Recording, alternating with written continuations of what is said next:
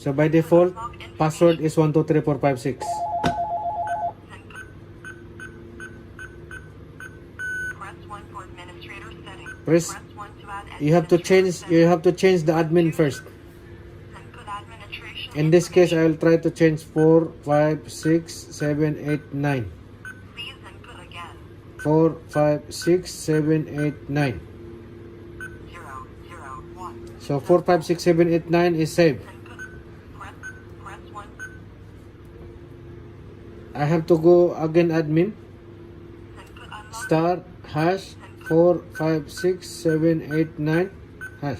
Press 1 for administrator settings. So go for administrator Press 1 to add administrator settings. Press 2 to delete and administrator. 3. Press 3 networking. 3 networking. On connection. So Press 2 intelligent. intelligent, choose number 2. Okay, so open your Tuya Smart. It should be connected to your Wi-Fi. Your phone should be connected to your Wi-Fi.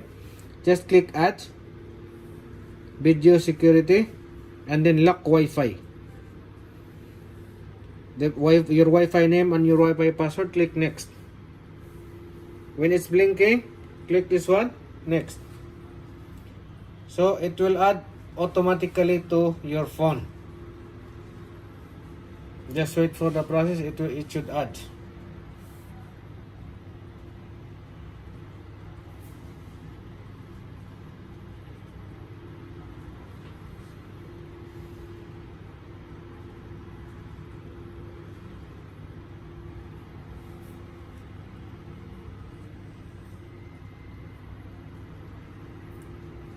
Successful.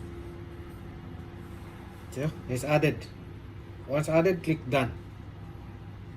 Then you can enter temporary passwords from here. You can give to your customer temporary password. It's okay, sir. Just follow this. 9 hash. Requesting remote unlocking. So from here, you can open remotely.